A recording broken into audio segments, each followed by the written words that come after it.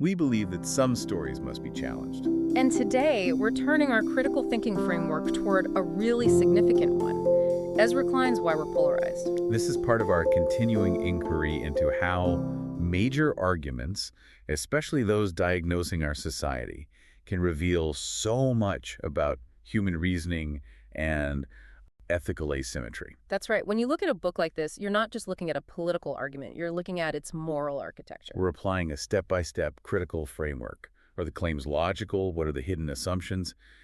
And maybe most importantly, what ethical responsibility does a diagnosis like this place on us? Because how we diagnose the problem, how we see the fractures in our democracy, well, that dictates the solutions we're willing to even consider. And a quick note before we begin. You are experiencing a unique two-host AI conversation powered by Google's Notebook LM for deeper, more dynamic book summaries. So let's start with the central tension. What does this book claim about democracy when, as it argues, rational self-interest just seems to push the system toward its own destruction? Yeah, if the system rewards division, how does anyone possibly stop dividing? It's a huge question. Okay, so let's unpack that core claim.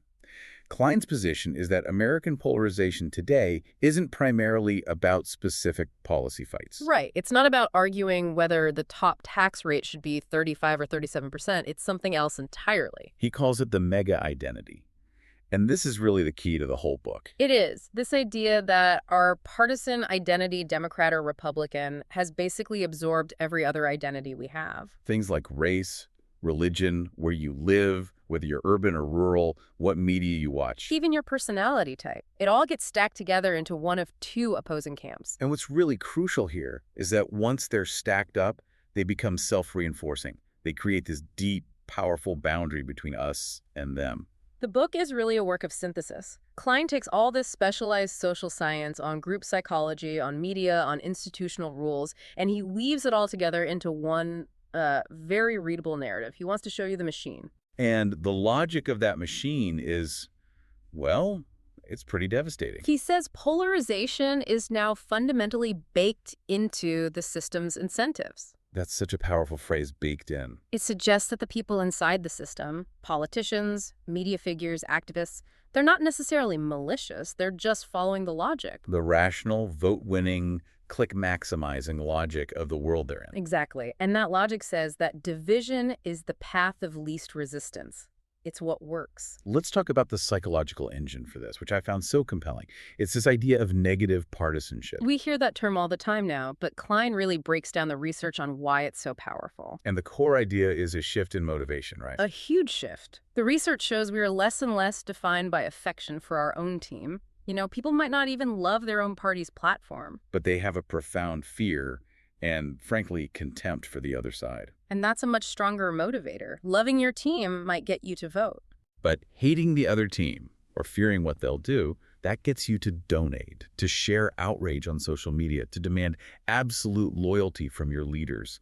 That hostility is the fuel. And from there, he traces how the institutions themselves changed to build this polarization machine. Yeah, it's not just one thing. It's a whole series of mechanisms that create a feedback loop. He points to things like the parties becoming more ideologically pure, the primaries giving more power to the most extreme activists. Gerrymandering, creating these super safe districts where there's no incentive to compromise. And of course, the media landscape fragmenting into these echo chambers that just confirm your mega identity over and over again. The power of the argument is that none of these things is entirely new. But the fact that they all aligned at the same time, that's his explanation for why now. Precisely. It's the convergence that created the crisis. Okay, let's pivot to the book's real strengths, because there are many. And the first has to be its clarity. Absolutely. From an intellectual ethics perspective, this is a huge achievement. The book makes incredibly complex academic research understandable to a general audience. It takes all that specialized literature Right. and gives you these simple, powerful, conceptual tools. Instead of making you read a dense political science article, he just gives you the takeaway. A term like mega identity or feedback loop becomes a way for you to analyze the news yourself. He gives you a new lens to see the world with. And he does it without a lot of heavy academic jargon. And that leads to its ethical function. I think the book serves a really vital civic purpose with its central warning. What's that? That when a system gets this polarized, its incentives actively reward our worst impulses. Outrage, blind loyalty, interpreting everything your opponent does in the worst possible faith. It's a direct challenge to the reader. Yeah. It asks you to stop and just examine your own motivated reasoning. Right. When you see a headline or hear a comment from the other side, how much of your reaction is a real assessment and how much is just your identity defense system kicking in? And that connects directly to the golden rule, doesn't it? That idea of reciprocity. It's the foundation of it, to treat our political opponents as full, complex, moral agents, not as these simple caricatures we can just easily dismiss. The book's ability to force that self-reflection is a major accomplishment. But applying these critical frameworks means we also have to look at the challenges. And this brings us to what's probably the biggest critique of the book, the asymmetry problem. This is a really important point, and it often comes from critics who are focused more on material power and economics. The argument is that Klein's analysis puts so much emphasis on this sort of generic group psychology, the idea that humans just naturally form tribes. That it ends up underplaying the roles of, say, wealth concentration, corporate power, or structural racism. Exactly. The risk is that you start treating those deep systemic forces as just side notes, as just another ingredient in the mega-identity soup. When critics argue they might actually be the primary engines of the whole conflict, are we looking at the symptoms or the cause? So this raises a critical question about the book's underlying assumptions. Does it implicitly rely on a both sides symmetry? Well, it certainly describes two mega-identities feeding off each other's hostility. But is that an accurate picture of the structure of the conflict? I mean, by focusing on these feedback loops, does the book sort of sidestep the question of moral responsibility? That's the heart of it. If you have, for example, things like coordinated voter suppression efforts or a historical legacy of racism that's still very active, that doesn't feel symmetric. Right. Those actions locate more responsibility more heavily on specific actors, on specific political coalitions. This is a crucial area for reflection. And, taking a moment to consider how these frameworks apply to all kinds of arguments is so important. In fact, you can find more discussions just like this one on Mindful Moments. That's our YouTube channel.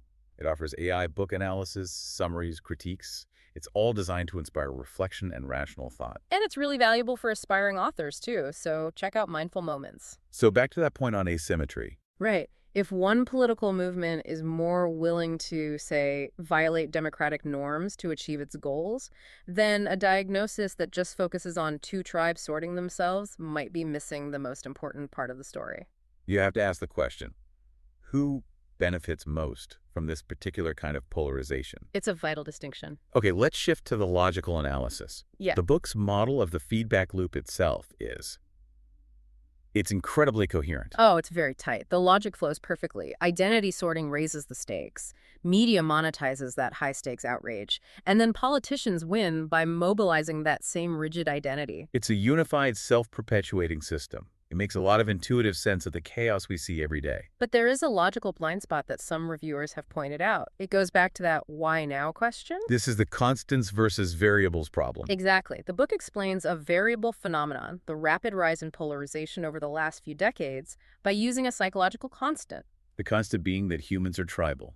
We're prone to motivated reasoning. We've always been that way. So if our tribal psychology is constant, it can't, by itself, explain why polarization suddenly shot through the roof in the late 90s and 2000s. The argument can feel a little circular. It moves from people are biased, which is always true, to, and that explains why polarization is so high right now. And it doesn't quite specify the structural changes that acted as the accelerator, beyond the institutional sorting we already discussed. That's a really sharp critique. The book is brilliant at describing the form of the conflict, but maybe less complete on the origin of its speed and intensity. But in the end, the book's greatest contribution might not even be its diagnosis. It might be the challenge it issues to the reader. You mean the mandate for intellectual ethics? Yes. It's a direct call for you, the citizen, to just notice when your political identity swells into a mega-identity that governs everything. Your friendships, what news you trust, your basic perception of other people. And that's what we need for the golden rule to even have a chance in politics. The book demands that we all try to cultivate these intellectual virtues. Virtues like intellectual empathy, the ability to represent an opposing view accurately, even when you hate it. Or intellectual humility, just recognizing that your own biases are always at work. And fair-mindedness. Judging an argument on its merits, not on which team is making it, these are the prerequisites for diffusing the very system the book describes. This also brings us to the spirit of the U.S. preamble. It does, because by framing polarization as this rational systemist process, the book sometimes risks normalizing behavior that really violates our civic commitments, things like procedural hardball or demagoguery. So our critique has to be precise. We have to be able to distinguish between an understandable incentive and morally acceptable behavior. They are not the same thing. Not at all, especially when that behavior undermines justice and equal respect. So to sum up, where do we land? Why We're Polarized is, without a doubt, a lucid, essential map of identity-driven politics. It gives us a framework and a language to understand the psychological chaos of our moment. That's a huge achievement. But the critique holds. It can underplay the tough questions about power, money, and ethical asymmetry, those places where the both sides frame just doesn't quite fit. It leaves you with more anxiety than solutions, perhaps. But its true value might be as an invitation to see polarization as something we all participate in creating. And something we all have a responsibility to help mitigate.